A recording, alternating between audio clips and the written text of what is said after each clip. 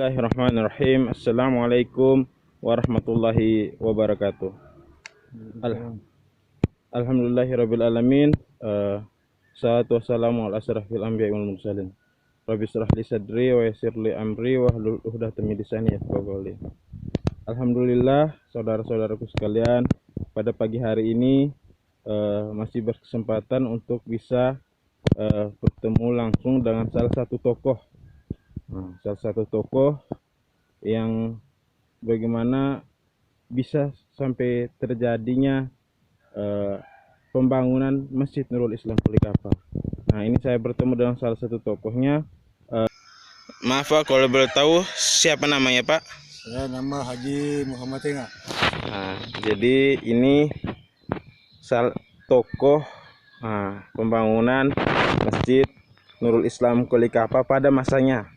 Nah, ini adalah Bapak Haji Muhammad Tengah. Nah, Pak, minta maaf pada pagi hari ini kami mengganggu sedikit aktivitasnya Bapak.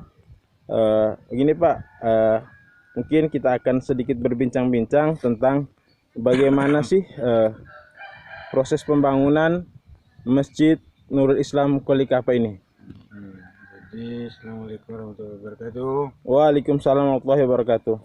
Untuk berbicara tentang berdirinya Masjid Nurul Islam dari awal, karena selama dari tahun 70-an saya dipilih oleh masyarakat menjadi pemerintah RT.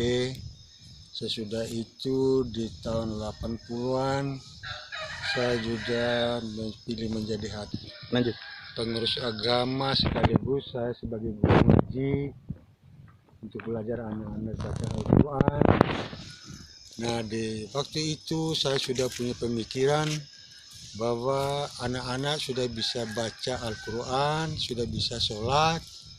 Hanya waktu itu sholatnya tidak benar. Karena apa? Karena tempatnya tidak tertentu. Karena musalnya tidak ada.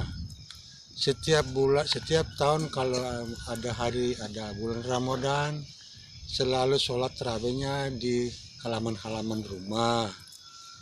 Dan di dalam halaman rumah waktu itu pemikiran saya, karena saya yakin kan pekarangan rumah dulu kan tidak ada pekarangan, tidak ada pagarnya. Jadi jelas binatang-binatang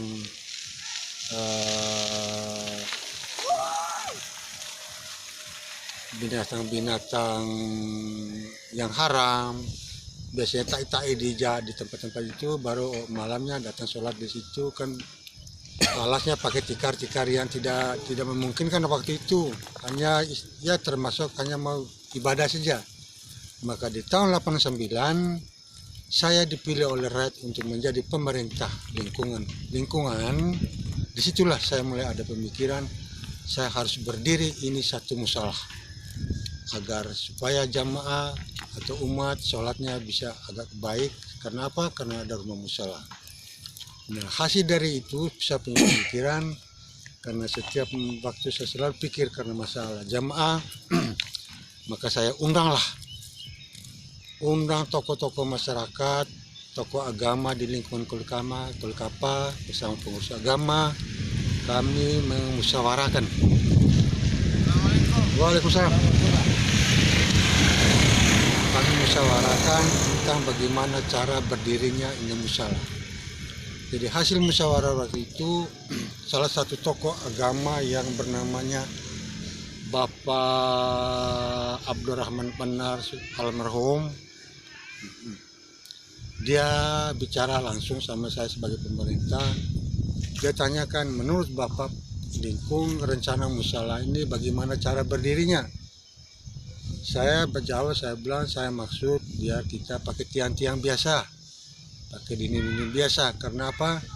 Karena kita sholatnya tidak benar, hanya sholat di tempat-tempat yang kotor, tidak ada yang berjamaah yang baik, anak-anak ngaji juga tidak benar. Jadi saya rencana bikin musala biar pakai tiang-tiang bambu, dinding pakai dinding biasa. Tapi alhamdulillah waktu itu Bapak Haji Abdurrahman ini dia jawab sama saya, Dia bilang jangan Bapak Lingkung, kami minta jangan begitu. Sekalian kita biar lama tidak apa-apa, pentingnya kita kerja sekalian. Jadi hasil musyawarah waktu itu menurut tokoh-tokoh semua setuju seperti usulan Bapak Haji Abraham Anar, sehingga waktu itu bekerja musyawarah ini nih dengan anggarannya dengan swadaya sendiri. Swadaya sendiri waktu itu di tahun 92 kami mulai rencana kerja. Per kakak uangnya hanya 50.000. 50.000 di waktu itu ya Di Pak? waktu itu. Semennya 2 sak, sengnya 5 lembar waktu itu. Hanya itu saja. Jadi waktu itu kami bukan rencana lagi masalah tiangnya pakai bambu, kami sekaligus tiangnya pakai besi dengan ukuran sesuai kesepakatan waktu itu masjid luasnya 8x8 waktu itu. Jadi alhamdulillah hasil dari situ kami bergerak seluruh rakyat Kulikapa, masyarakat Kulikapa, jamaah Kulikapa. Kami bekerja sama-sama, berjuang tukang sama-sama, swadaya, batu dipilih sendiri, pasir diangkut sendiri oleh swadaya. Itu diangkut dan diambil batu sama pasirnya itu di mana Pak? Itu di kali. Di kali Aisesa ya? Kali Aisesa. Itu kita ambil batu di kali Aisesa, dengan pasirnya di kali Aisesa. Yang tidak ini hanya semen dengan besi itu pakai uang semua. Jadi hasil sepakat itu kami sudah mulai kerja rencana 92. Kami bekerja selama kurang lebih berdiri 92 fondasinya masjid. Bekerjanya mulai 93, 94, 95 bulan Maret selesai. 95 bulan Maret selesai. Jadi pada waktu itu proses pembangunan Masjid Nurul Islam Kulikapa itu berapa jumlah kakak pada waktu itu? Waktu itu kakaknya paling 97 kakak. Satu lingkungan. Oh, satu lingkungan itu 97 kakak. Kakak itu. Hanya 97 kakak, belum sampai 100 kakak. Dan pada waktu itu jadi untuk proses kerjanya itu hampir setiap hari kerja bantu untuk bangun. Setiap hari tukang dibantu oleh umat. Dibantu dengan dipakai gilir. Oh, dipakai bergilir. Gilir. Waktu Misalnya itu. Satu hari bantu tukang 5 orang, 5 rumah misalnya begitu. Besoknya begitu lagi. Makan juga ditanggung oleh masyarakat. Makan ditanggung oleh masyarakat.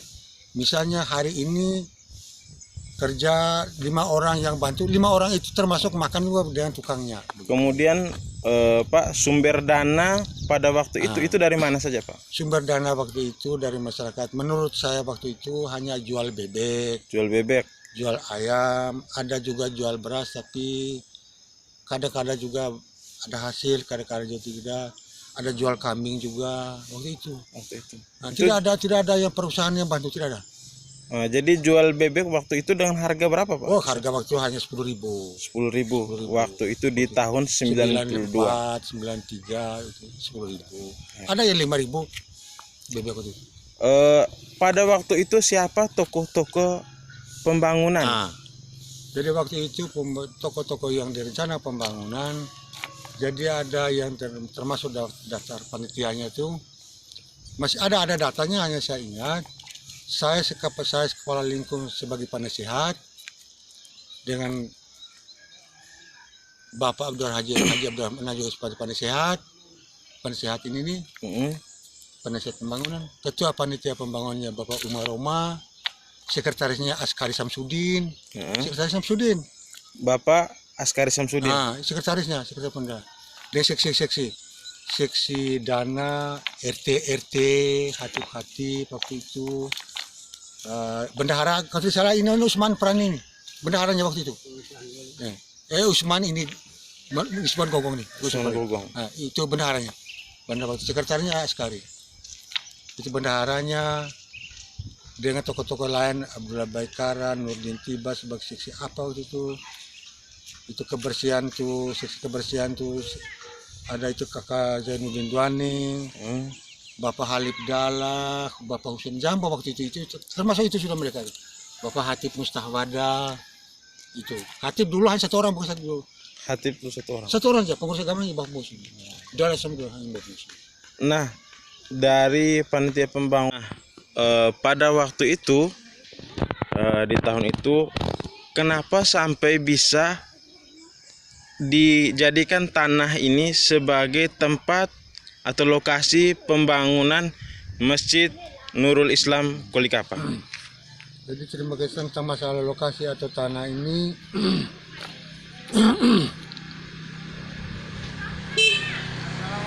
Ya. Itu sejak saya lokasi ini, sejak dengan saya istri yang pertama, saya buka lokasi ini nih.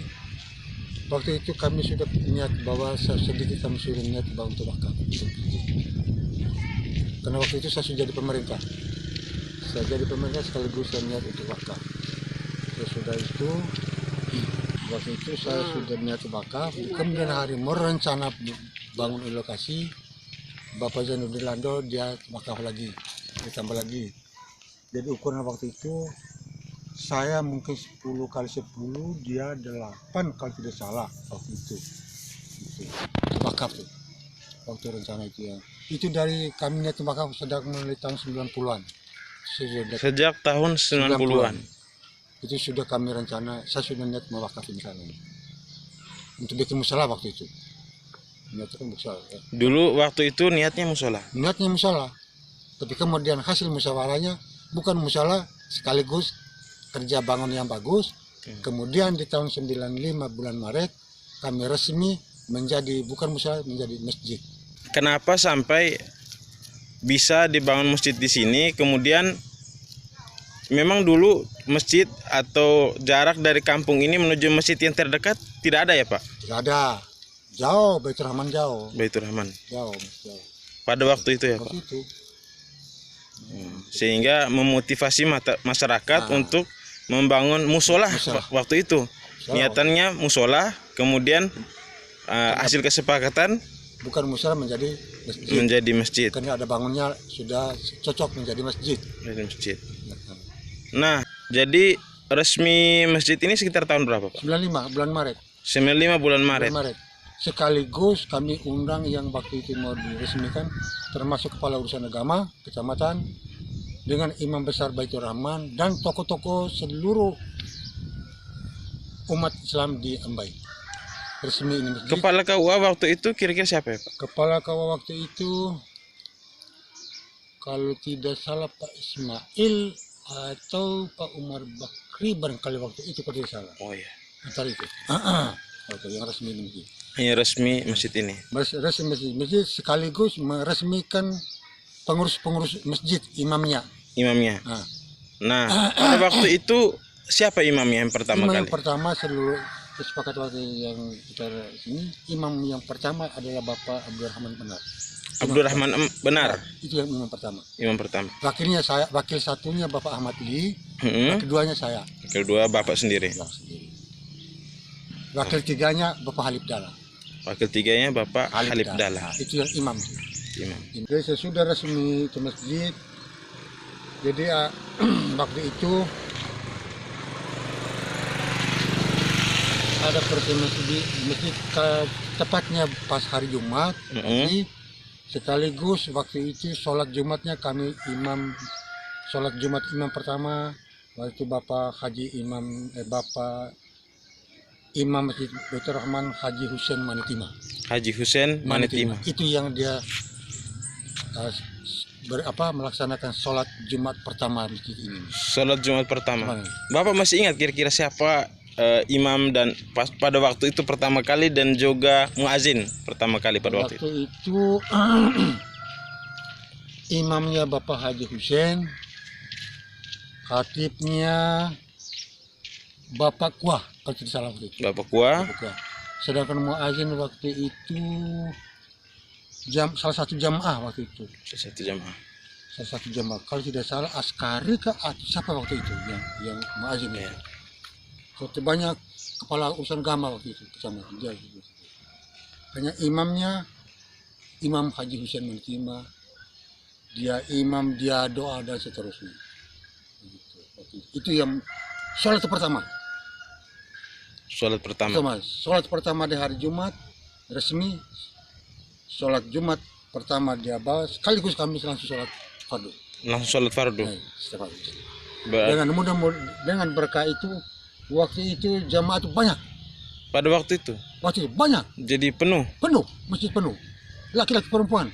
Masya Allah. Nah, dulu perempuan bisa sholat Jumat, katanya bilang sunat, tapi dia orang bilang Itu di tahun berapa itu Pak? itu kan di tahun 95, 95 95 ke atas sampai pada saat peresmian itu. nah, sampai di tahun 80-an. Tahun 95 sampai dengan tahun 2000. Iya, saya bisa tahun 2000. Tunggu ada pergantian kemudian ada peraturan. Ada sekarang nih sepertinya anak-anak perempuan tidak sholat lagi di masjid. Tapi dulu kami tuh penuh masjid. Dulu Penuh. Malah masjid yang 88 itu kurang. Kurang waktu itu. Dulu tuh masih anak-anak perempuan masih bisa sholat di masjid. pada waktu itu. Sekarang katanya bilang sholat di masjid perempuan tidak betul juga. Memang orang sunnah masuk kami itu sekalipun orang melaksanakan sholat Jumat sebagai sebagai sunnahnya, tapi menurut kami itu harus sholat di. Nah, jadi setelah masjid itu diresmikan untuk sholat 5 waktu itu sudah mulai aktif ya Pak? Aktif.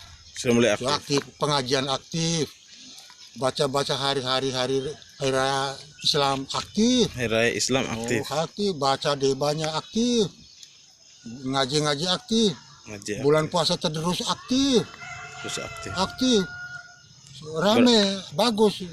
Berarti kalau sudah pada saat pembangunan dari tahun 92 sampai sekarang di tahun 2021 sudah jenjang waktu yang begitu lama. Oh, sudah lama. Jenjang waktu yang begitu lama. Sudah mau puluhan tahun barangkali. Sudah sekitar puluhan tahun. Nah, ini saya lihat yang di belakang ini bangunan ini ada sebagian sudah dirobohkan. Kemudian saya lihat ada batu-batu dan pasir-pasir. Ini kira-kiranya bagaimana ini Pak?